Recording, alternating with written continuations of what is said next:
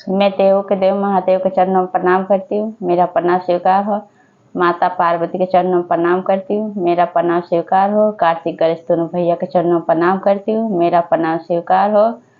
सभी देवी दुर्गा के चरणों में प्रणाम करती हूँ, मेरा प्रणाम स्वीकार हो। आप सभी गुरु भाई बहन के चरणों में प्रणाम करती हूँ और महादेव से दया मांगती हूँ कि हे महादेव, जितने मेरे गुरु भाई बहन हैं इस वीडियो को देख रहे हैं उन पे अपनी दया बनाए रखे महादेव। सब पर दया कीजिए, पल पल दया कीजिए। आज मैं जो कथा आप लोग को सुनाने जा रही हूँ, एक नाग माता का और एक शिष्या का कथा सुनाने जा रही हूँ। कथा बहुत सुंदर है, शुरू से अंत तक सुनिएगा। कथा कोई भी महादेव का आधा अधूरा नहीं सुनना चाहिए, महादेव का अपमान होता है, पूरा सुनने से ज्ञान होता है। और आप लोग से हाथ जोड़ के विनती करते हूँ कि कथा अच्छा लगे आप लोग कथा पूरा देखा कीजिए। आप लोग कथा तो देखते लेकिन पूरा नहीं देखते हैं। और वीडियो को लाइक करना ना भूलिए और चैनल को सब्सक्राइब कीजिए। कमेंट बॉक्स में हर हर महादेव जरूर लिखिए, दोस्तों में रिश्तेदारों में शेयर कीजिए। आपके एक लाइक करने से कितने जो शिव शिष्या नहीं इस कथा को सुन पाते उनके पास आसानी से पहुंचता है। तो गुरु भाई बहन कथा को शुरू से अंत तक सुनिए। चलिए ज़्यादा बात नहीं करते हुए कथा शुरू करती हूँ। एक गांव में एक शिव शिष्या थी, महादेव की परम भक्त थी। उसके घर में एक उसकी सास, एक उसका पति था।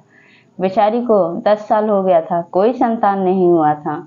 इस वजह से उसके घर के लोग भी हर समय उसको दुर्दुराते रहते थे। उसका पति कहता था कि भाग निकल यहाँ से, आज तक 10 साल हो गया तुझे आज तक एक कोई संतान नहीं है। और सास वैसे भी कहती थी, घर से बाहर बेचारी जाती थी तो घर के अगल बगल के जो पास के पड़ोसी थे वो भी कहते थे कि हाँ, एक बाँझ का चेहरा देख लिए, पूरा दिन खराब हो गया है, दिन आज का अशुभ ही हो गया। क्योंकि बाँझ जो होता है उसका चेहरा देखना अशुभ होता है। अब वो जो शिव शिष्या थी वो बहुत रोती थी और महादेव से हमेशा दया मांगती थी कि हे महादेव, आखिर हमसे ऐसी क्या भूल हो गई कि आपने कोई संतान नहीं दिया, एक बेटी भी दे देते तो भी अच्छा होता। और इस तरह से रोज घर के सारी बातें सुन के, बाहर के सारी बातें सुन के बहुत परेशान रहती थी। फिर एक दिन की बात है, जब घर में ज़्यादा लड़ाई होने लगता है, उसका पति लड़ाई करने लगता है और शिव शिष्या जो होती है उस गुरु बहना को निकाल कर बाहर कर देता है कि भाग यहाँ से निकल, मैं दूसरी शादी करूँगा, तुझे कोई संतान नहीं हुआ, 10 साल हो गया, लोग मुझे बाँझ कहते हैं तुम्हारे साथ साथ। इस वजह से गुरु बहना जो थी शिव शिष्या वो चली जाती है घर से बाहर। जब घर से बाहर जाती है तो जाते जाते वो कुछ दूर पहुंचती है। जब कुछ दूर पहुंचती है तो क्या देखती है, उधर से 2-4 महिला आ रही हैं, प्लेट में प्रसाद लिए। तब वो प्रसाद देती हैं जो शिव शिष्या थी, तो पूछती हैं कि आखिर बहना आप क्यों रो रही हो, आपको क्या परेशानी है। तब कहती है कि मुझे 10 साल हो गया बहना, मुझे कोई संतान सुख नहीं हुआ। घर के मेरे पति भी कहते हैं भाग भाग निकल यहाँ से। मेरी सास भी ताने देती है इस बाँझ का मुंह देखना गलत है, इस बाँझ का मुंह नहीं देखना है। मेरा पति भी कहते हैं कि मैं दूसरी शादी करूँगा, ऐसे बाँझ को रख के मैं क्या करूँगा, जो गाय दूध देने लायक नहीं तो किस लिए रहेगी घर में। ऐसे उसका पति बोलता था। पड़ोसी भी ऐसे कहते थे कि हाँ, सुबह नजर पड़ जाता था तो कहते थे कि आज बाँझ का चेहरा देख लिए, पूरा दिन अशुभ बीतेगा, आज का दिन अच्छा से नहीं बीतेगा। अब ये सारी बातें जब वो 3-4 जो गुरु बहना थी उनसे कही, वो कहती है कि बहना आप परेशान मत होइए, आप नाग माता का पूजा कीजिए। आप नाग माता से जो भी कहिएगा वो आपकी इच्छा पूरी करेंगे।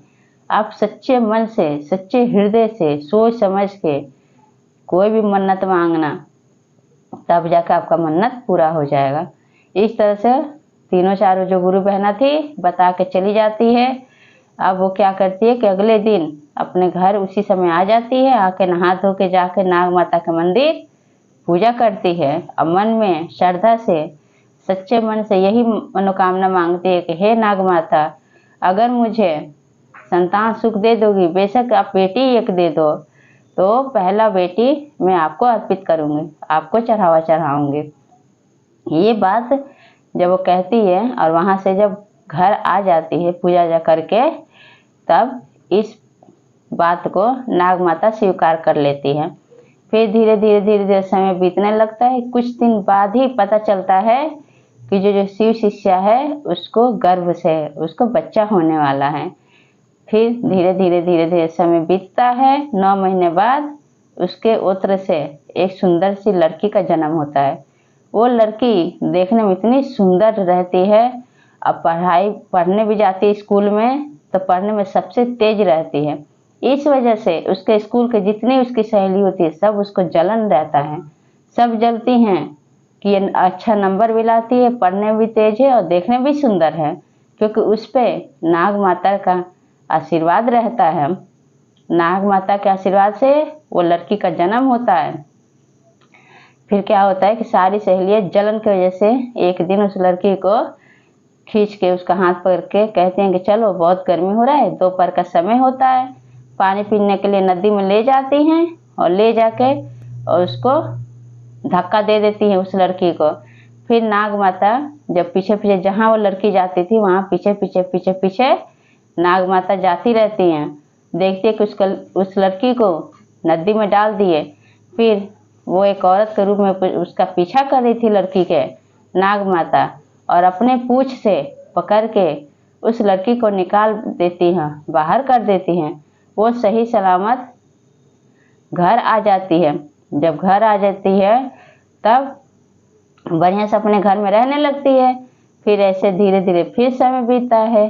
फिर कुछ दिन बाद फिर उसकी सहेलियाँ उसको ले जाती हैं प्यार से फुसला के और ले जाके उसको कीचड़ में डाल देती हैं ताकि ये मर आ जाए, क्योंकि वो बहुत गुणी भी थी, पढ़ने लिखने में तेज थी, बहुत सुंदर भी थी। उस पर नाग माता का आशीर्वाद था। जहाँ जहाँ वो लड़की जाती थी वहाँ वहाँ नाग माता भी जाती थी। और उसकी माँ जब लड़की का जन्म हुआ तो उसकी माँ उसको नहीं ले जाके चढ़ावा चढ़ाए नाग माता के आगे।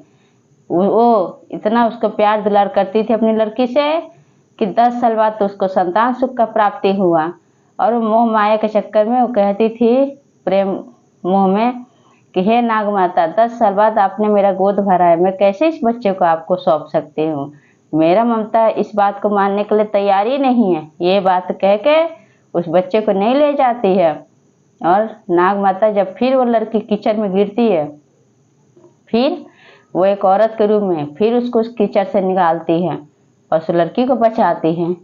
जब बचाती है, जब लड़की नया कपड़ा पहन के, पहले भी जब नदी से निकालती तब भी नया कपड़ा पहना के नाग माता उसको भेजती है, और दूसरी बार कीचड़ में जब गिरती है लड़की तब भी नया कपड़ा पहना के उसको नहला धुला के उस लड़की को अपने घर भेजती है। जब उसकी माँ पूछती है कि बेटा तुम 2 बार से नए नए कपड़ा पहन के आ रही हो, क्या बात है? तब वो लड़की बोलती है कि माँ, मैं स्कूल में पढ़ने जाती हूँ, मेरी सहेली मुझे धोखा से ले जाती है नदी में। पहली बार भी ले गई थी और ले जाके पानी पीने के बहाने मुझे नदी में डाल दी। फिर वहाँ पे एक माँ जी हैं जो मुझे बचाई हैं, वही नहा धुला के मुझे नए कपड़े पहनाई हैं। फिर आज भी ऐसा ही हुआ, मैं कीचड़ में गिर गई थी, मुझे कीचड़ में डाल दी ताकि मरा जाए जलन से। तभी वो माता जी हैं वही मुझे बचाई हैं। तब उसकी माँ को समझते देर नहीं लगता है कि ये तो नाग माता है जो मेरी लड़की का रक्षा कर रही हैं। अगर मेरी लड़की का रक्षा नहीं करती नाग माता तो मेरी लड़की तो मरी गई होती। फिर नाग माता तो खुद ही एक स्त्री रहती है, वो तो ममता मई है, वो तो खुद ही समझती हैं कि माँ का ममता क्या होता है। 10 साल बाद संतान पाना और किसी और को सौंप देना, वो खुद ही समझती हैं। फिर क्या होता है कि उसकी माँ उस लड़की को लेके जाती है नाग माता के मंदिर और जाके पूजा वूजा करके उस लड़की को चढ़ावा चढ़ा देती है। कहती है कि हे माता, आपका दिया हुआ आशीर्वाद है, आप अपना फल जो है ग्रहण कीजिए, आप अपनी लड़की को संभाल के रखिए, ये आपकी लड़की है। नाग माता तुरंत वहाँ पे प्रकट होती हैं और कहती हैं कि तुमने इतना बात कह के तुमने मेरे दिल को खुश कर दिया। ये लड़की सदैव तुम्हारी ही रहेगी। मैं जानती हूँ, मैं खुद एक स्त्री हूँ और एक माँ की ममता को मैं जानती हूँ। मैं जानती हूँ कि तुम प्रेम मोह में आके इस लड़की को चढ़ावा नहीं चढ़ाई, लेकिन फिर भी तुम्हारी भक्ति से, तुम्हारी पूजा से मैं बहुत खुश हूँ और मैं यह आशीर्वाद देती हूँ कि सदैव तुम्हारा गोद हमेशा भरा रहेगा और हमेशा तुम्हें कभी कोई चीज़ की कमी नहीं रहेगा। तो इसलिए गुरु भाई बहन, जो नाग माता का पूजा करता है सच्चे श्रद्धा से और सच्ची भावना से, जो नाग माता से मनोकामना अपना मांगता है पूरा होता है, तो उस पर सदैव अपनी कृपा नाग माता बनाए रखती हैं। तो ये कथा आप लोगों को कैसा लगा कमेंट बॉक्स में ज़रूर बताइएगा। और सब बोलिए हर हर महादेव, माता पार्वती की जय।